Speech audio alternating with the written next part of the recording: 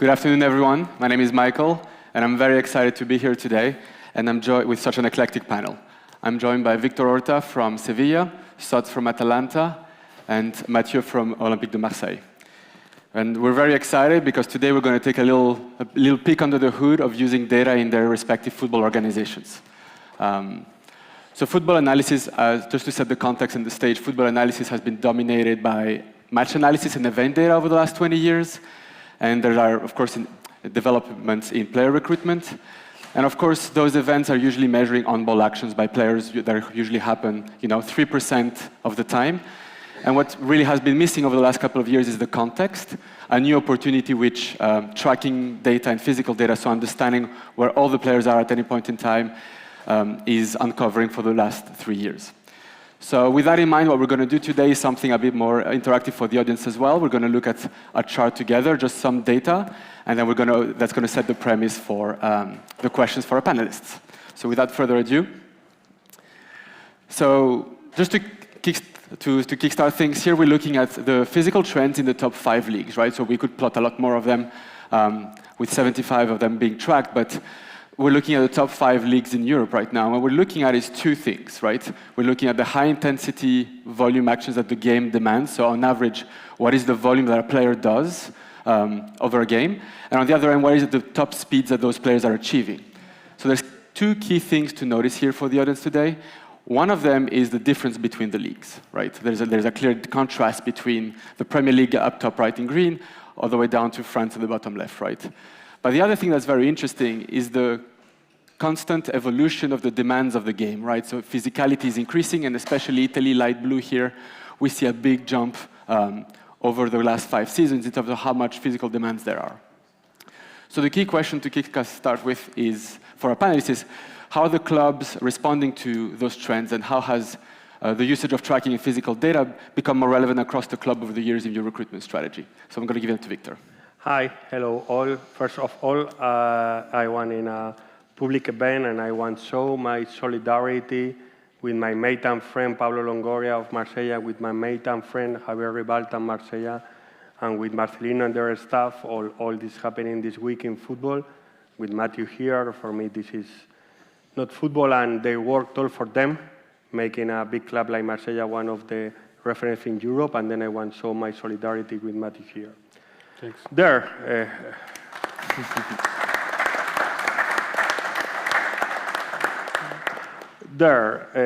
Was really clear, no? The slide looks how was my first season really failing recruitment in Leeds United, no? When I arrived with my Spanish eye to try make a championship team promoted to Premier League, no? And I give value to things that I remember when I arrived to Middlesbrough and then to Leeds, how I need to educate my eye in things that you give importance to work in England or to work in Spain, and was really, really a massive difference, no? And one that this slide show is the situation about the physical data, no? The game is a big evolution about make the difference with the physical data. I make a lot of jokes because all the people think Manchester City have the best technical players in the world.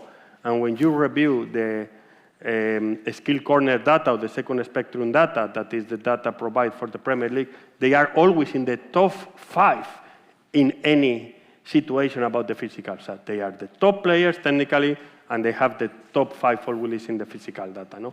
If the talented run, that we don't have this talent, we need to run too. And then it's really relevant for make the difference in football.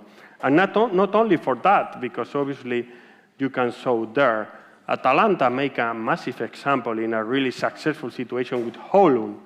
Like a player with this physicality get a really good transfer for the future.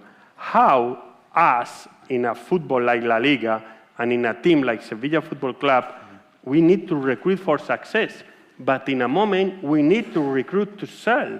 And what is the only league that normally buy is the Premier League. And then if you don't take the range, by example, in the physical data to reach the Premier League, never this player will be successful in a future sell.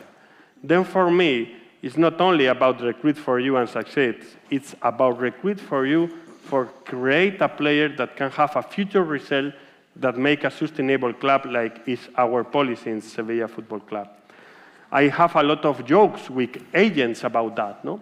When one agent offered to you a player, and more times I go to SkillCorner and I review his data, more in Premier League, and is less than average in any percentile of high intensity, peak sprints, number of sprints, number of meters, and you talk with the agent, I think this player is not for Premier League. And the agent really argue with you, why? And it's not the first or second, third time that I send the screenshot for SkillCorner, say, look, it's really lower than the average of the physical data of Premier League. And they say to me, but Victor, this is not consistent to take a criteria. Yes, it's consistent because it's less than the average of Premier League data. Yes. And then I need to at least go to the average for growth. And for us, now it's really relevant that because it's not when you equal the game between the physical, you can make the difference with the technical. If you lose the game with the physical situation, normally it's difficult to back in this modern football to reach a good result. Then for me, it's not only good for succeed in your recruitment, it's good for try that get player for a future result and a future situation because obviously it's the evolution of the game in this moment. Absolutely. Yeah, to go off of what Victor said about the Spanish eye, before I joined Atalanta, I worked 5 years at Benfica in Lisbon, Portugal. And when I first arrived into Atalanta, I realized that the way I saw football was completely different from the way that Atalanta plays football. Benfica likes to have possession, likes to keep the ball, very technical. Sometimes players are this tall, but very game intelligent, very intelligent. And some days I would go and I would say, there's this player, could be Spanish, could be Portuguese, very highly technical player. He can come in and add some control in our midfield. And my boss, he says to me, yeah, but he's not going to survive in Italy. He's a great player, but he's not going to survive in Italy. And that's when I realized, okay, it's amazing. You always want to have the technical, creative players, the players that can break the line, the players that can be vertical, the players that can escape pressure. But if you look at every team, unless you're City, maybe you have 1 or 2 of those players within your squad, 3 if you're lucky. So the rest of your squad is more or less comprised by players who have a sufficiently good enough technical base, but they need to be able to handle the demands of the league that they play in. And so for me, the trend, even of seeing the Italian graph of just the peak speed has just shot up like this, the game's gotten faster in Italy, and we need players who can play 2,000 minutes. They can handle these peak speeds. They can arrive at peak speeds. And they might not be the most technical, but we can't have a squad of 23 players of all technical athletes. Maybe the second thing, aside from the resellability, though, is that I think it's given clubs like us, the ones who are featured here on this panel, some opportunity because we always try to be sustainable by finding the next gem, sell that player for a lot of money, reinvest that into the squad. But in order to do that, you need to have a core base of 6 or 7 players that play week in, week out, maybe across a time horizon of 3 years. And so sometimes you can actually find diamonds in the rough because there is a player that's maybe not that physically great. He's physically good enough to play at league average level in Italy. You might not sell him to England, but there you might have some opportunity to be able to get a good player for good wages, for a good transfer fee, and you know, okay, we're not expecting to sell this player. We're actually going to keep this player as part of our core 6 or 7 player base that we will then use to then find those other players that will have resellability into England. But yeah, I think the biggest thing is having the eye for the competition that you play for, and the sort of data is really helpful in understanding the differences and the demands of the competition that you're working in. So it's all about the context, right? So I think one of the key things here we've talked about is the context of the competition you're playing in, the context in the competition you want to grow players into and then sell to or buy from, right, of course. But also on top of the context of the competition, what is actually interesting is understand the context of the player, right? Where he's at his career, etc. So here what we're looking at is just a trajectory of, again, peak sprint velocity, an easy metric for everyone to grasp, over a course of seasons for a specific player, in this case, Adrien Rabiot from Juventus, and the impact of, for example, injuries or even COVID-19 over the course of his career and his ability to deliver top speeds, right? The importance here is to understand the trajectory of the player, so I'd love to ask Mathieu and the rest of the panel here, can you share a little bit about your experience and challenges as well in using that type of contextual data in go, no-go decisions, right? Yeah. I have a funny one on this. Recently in the market, one of our players was really liked by a coach of another team. Really loved it, loved technical skills and all that. So we were, okay, so that's good, maybe we'll sell player, we'll make profit and all that. But the problem was that the club itself, the sporting director and data analyst, they checked the data, the physical data, and they said, oh no, that's not going to work in our league, so we're not going to buy this player. So there was a no-go decision, but it was against us. So that sucks a bit, but that happened all the time, that also on our side, of course. And when it comes to uncovering hidden raw talent, the fact that we are able to analyze historical data is really, really important. But what is mostly important is to find what is the metric that will tell us beforehand how the player will decline physically. So this is the time that we spend from a data perspective, from a data analysis perspective. What are the early signs of decline and what can develop with time as well? You know, when you check the data from really young players, 16, 17 years old, you might be a bit surprised and you might have some doubts. Okay, this player doesn't really look amazing, looks slow compared to his peers at the position. Maybe it's not for us. But in fact, when you wait a bit or when you check other players at the same age before, thanks to historical data, then you see that there might be some evolution. You know, I often hear that you cannot train speed, but in fact, it's purely wrong, and you can see from the data that speed, peak speed, is really developing with age. I have this question always about that is about the damage that the film Moneyball make to this question. This is the first point.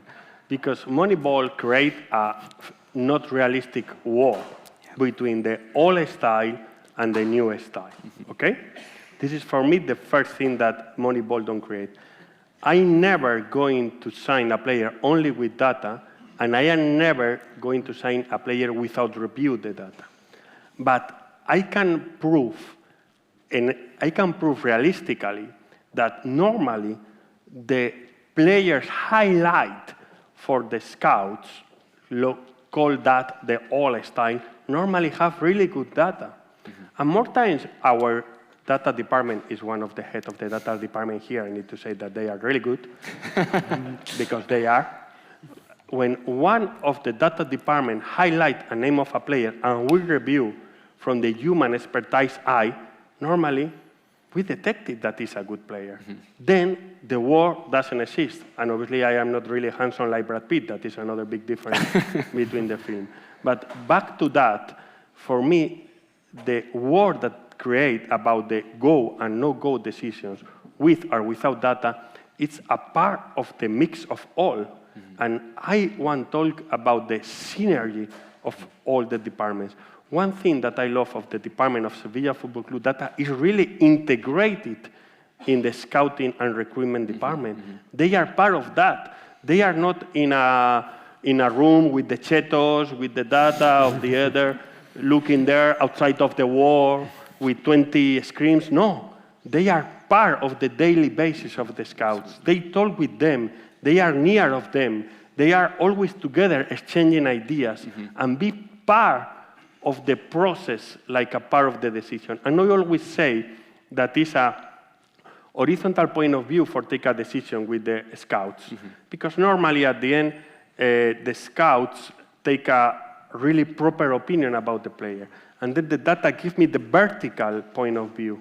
And then is when I feel more sure to take a decision when I integrate all these things, no go or no go for a scout or for a data situation, because how we cannot discuss, by example, is Miguel Calzado in the room, one of the best talented scouts in the world here, how this opinion cannot be relevant. But how cannot be opinion relevant is if SkillCorner say that this player is less than the average in a physical data of La Liga. There, how the decision maker, and share with my board, when you arrive to take the decision, you need to mix all these things for verify the best decision and successful decision for your club. Absolutely, and I think this is actually a great segue to our next slide.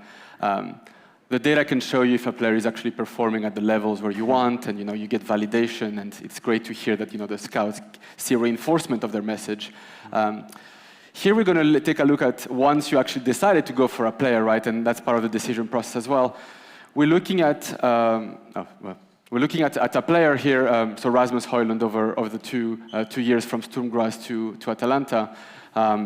What's kind of interesting is to see, we're looking at the running profile, so each section, each part of the pizza pie here is showing one type of run that the player performed, so we can see that the profile changed from one team to the other as he moved to Atalanta. And it raises a very important question is, how do you balance now what the data doesn't show, right, in terms of what a player could do once he joins your club, and can he adapt to the style? So Sads, I'd love to hear a bit more about that. Yeah, sure.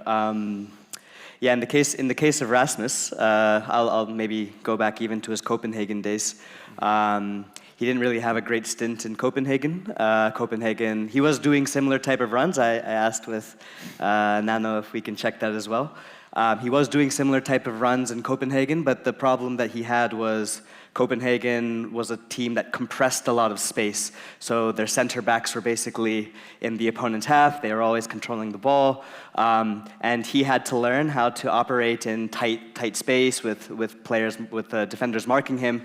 And it wasn't really something that he was that good at the age that he was at 16, 17, around this. So Copenhagen let him go, despite him having genetically just like physical traits that you cannot teach. And so when he came to Graz was really nice. He was able to express himself a little bit more, because Graz, they sometimes hit on the counter, they sometimes get a little bit more space to be able to allow him to run in behind. And so in the Graz data, what we were able to see at least was this guy, if we go back to that first slide, he has this maximal capacity to be able to play in the Premier League. There's a lot of things that he doesn't do well yet that he would get exposed in the Premier League if he would come, if he would arrive there directly. Things like linking the game, linking the midfield line with the offense, with the other attackers, coming short, pulling up into half space, things like this. But what we did see, at least with the data here, was that he has the maximal capacity to be able to do these things. And then, aside from other data that we looked at and looking with our eyes and everything like this, the biggest question then we had to ask was, is the player going to be capable of learning skills? And this is something that we think about all the time.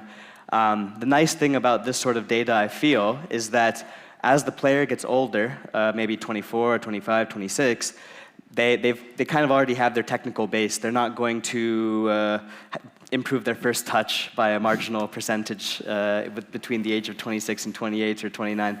But things that they can improve on is positioning. Things that they can improve on is game intelligence, reading the game, where to be.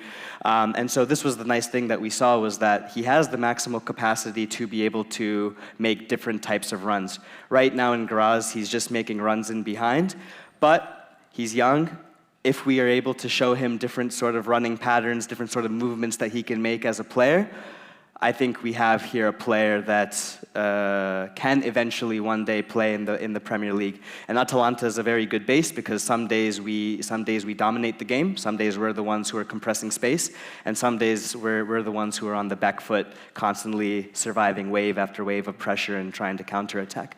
I guess the last thing that I wanted to say from this was, the last thing I want to say from this is the only challenge that we have with this sort of data is that just because someone can make a run physically, so I might be able to make a half-space run, but I can't receive the ball under pressure and operate in that space. So that's one challenge, I think, and like a future thing that we look forward to is someone can maybe be capable of making a run, but are they capable of making the run and receiving the ball and then doing something good with it? That's the next thing. So yeah, hopefully that's a good Mathieu, answer.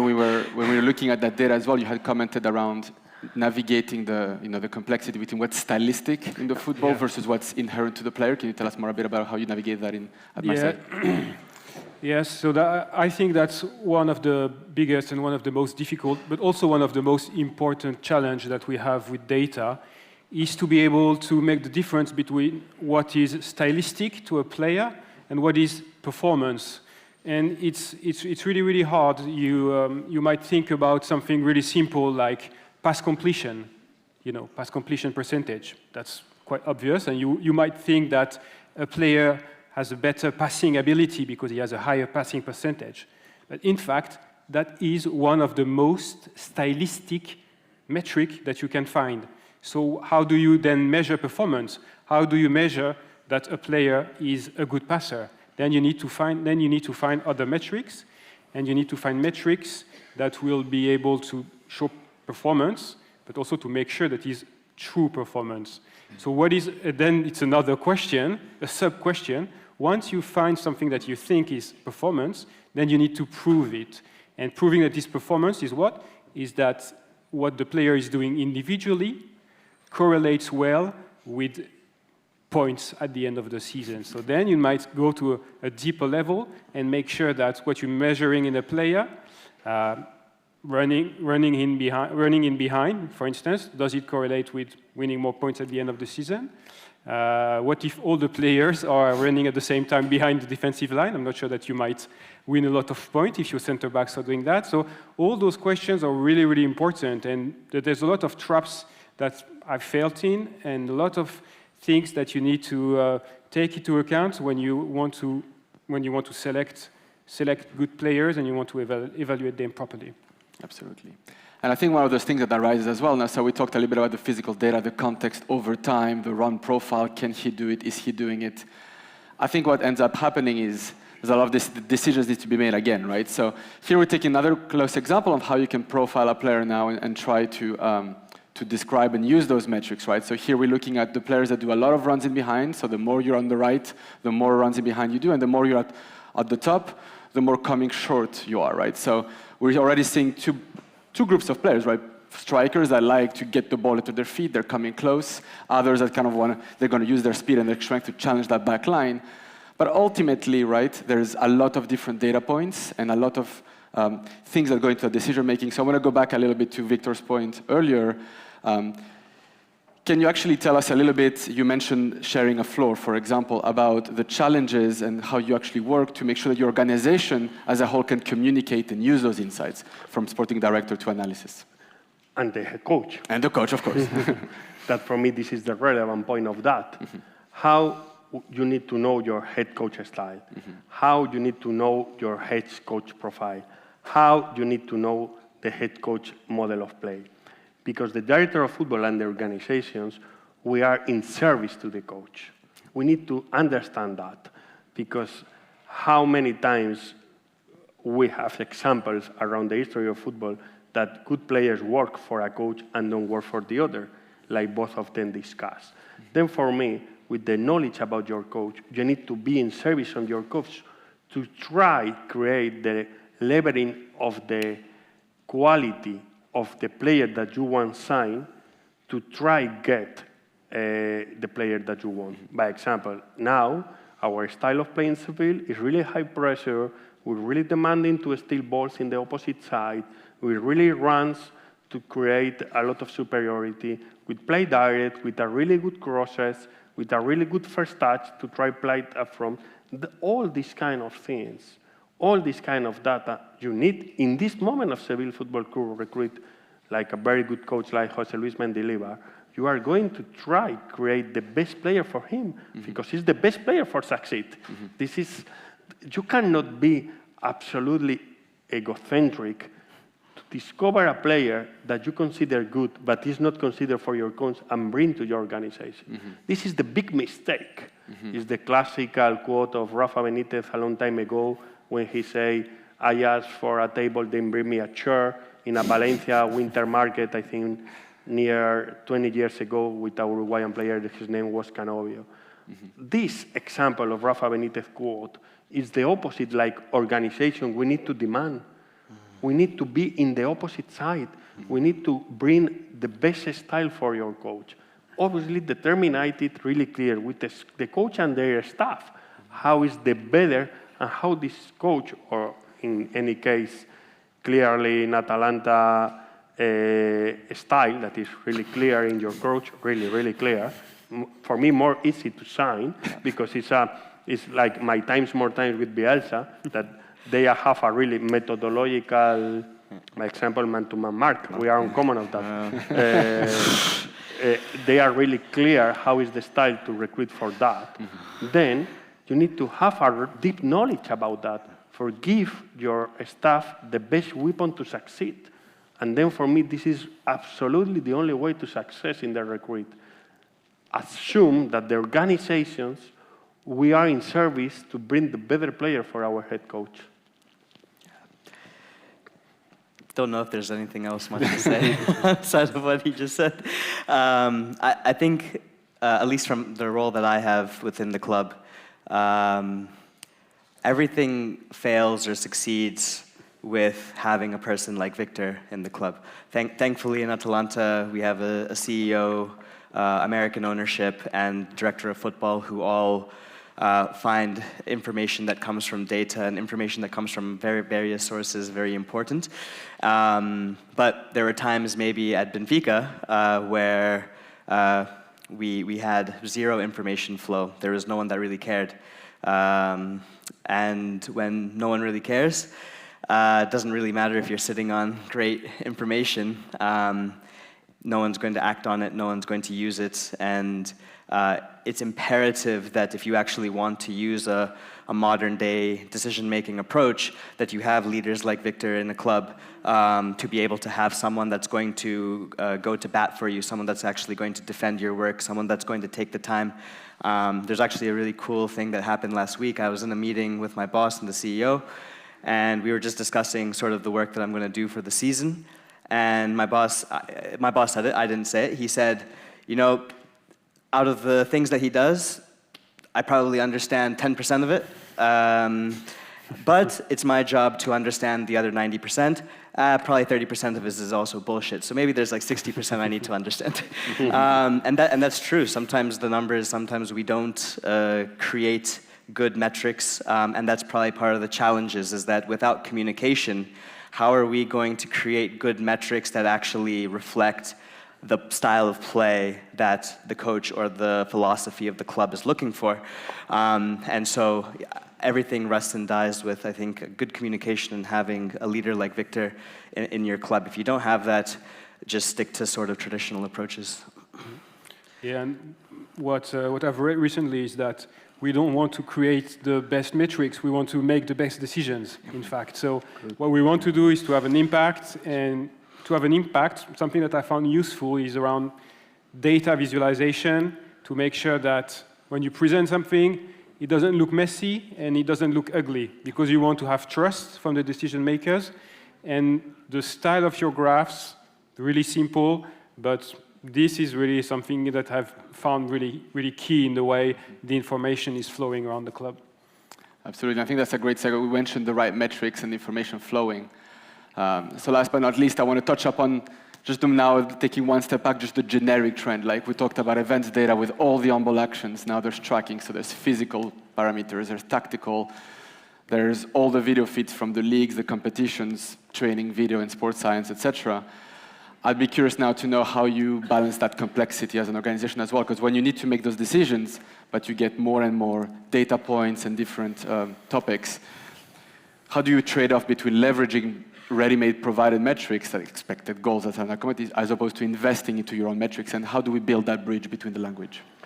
Well, then I am a really open mind of that. I work in Russia, I work in Middlesbrough, in England, but it's different than Leeds, really different.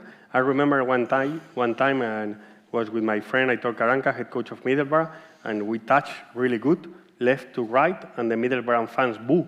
Say, but we are making really well, because we are keeping the possession, no? or Leeds, they are really direct, or the mix of Seville, that is a Seville of talented but a E4 player in the history, or Russia, where obviously the difference between the challenge is really strong. No? Obviously, you need a know-how idea inside the club. And again, I feel really proud of the big data department of Seville Football Club because they are always sharing and trying us doubts and more of them are really from Seville from years, that they know and understand what the club need, what the fans like, what our coach like. Wow, the data arrived from 20 years ago, but this club have more 100 years. Then try make the idea of the success of football here is really important, and you need to know that, no? It's a really good book. I am sure all the people in this room read. That is Super Forecasters, that Philip Tetley, that about how the people, even in big data departments, there have the human touch to the metrics like we discussed. Like they put this thing that make the difference, no? That even behind the number is a no objective situation about that. And for me, this touch is absolutely relevant. And this is a communication between all of us to try get this Sevilla Football Club big data department, but only for Seville, because we need to make the difference from that. I think it's really cool that we have a club from France, a club from Italy, a club from Spain, because the sort of SkillCorner, StatsBombs, data providers, their platforms as is are very, very good, but they don't speak the language of Sevilla. They don't speak the language of Atalanta. They don't speak the language of Marseille. And so I believe you have to invest in your own metrics, because at the end of the day, when you go to make a decision, whether it's a match analysis decision for a game coming up or a recruitment decision in terms of buying or selling a player, you need to be able to paint the picture of what you're trying to decide on in the language of the decision maker. And I'm fairly sure that across all clubs, our decision makers don't think many times in a lot of the metrics that just come out of the box from data providers. So we have to, in Italy, there's always this phrase in defense in catenaccio, you know? And so we need to maybe try to find a metric of how do we capture catenaccio into a metric? Because when we can do that, then we're speaking their language. We're speaking the key decision maker's language. If we just show them sort of things from a platform out of the box, they just look at it like, yeah, that's the nerdy stuff that you guys are working on. I don't know anything about it. I don't want to know anything about it. But if you can let the metric touch the grass, if you can let the metric breathe football in their language, then I think that's when you get a lot of traction and good value from using data. Yeah, that's I cannot agree more. For us, it was really important to have a process in place. That I've called a metrics development process. So we always made sure that when we want to design a new metric, and we've designed a lot. Of course, we don't reinvent the wheel, so we use the expected goal from StatsBomb. We're quite happy with that, and we're not going to waste our time on that. But when we develop our own proprietary metric, which is obviously necessary because you need to have your competitive advantage, but then you need to have a process in place. Otherwise, people will see, okay, well, it's just another metric, but I don't know exactly what is happening under the hood. So we made sure that we had validation stages. So first, we present the metric with the set of variables that we've selected, and then we make sure that we explain those variables to the decision maker. So, okay, for creating a metric for measuring how vertical an attacking player is, we use, okay, what type of runs he's making, et cetera, and then you can see how the metric is built. So I remember spending some time showing our script to the director, saying, okay, this is how we create regression, and we were using those key elements in it. So he was really curious into it. He was really making the effort to read the script. But then he can see exactly how it's built, and then he can have faith also in the metric that he helped co-construct And then when he use it, when we show the players that are ranked according to this metric, then he say, okay, yeah, I've built myself this metric, in fact, because I was part of the process. So I can use it, I can select players, I can filter players based on this, and we can continue and develop other things together. Could spend all day here, but we're out of time, unfortunately. I want to thank you, our three panelists, for taking the time to be here today, and the audience for being present.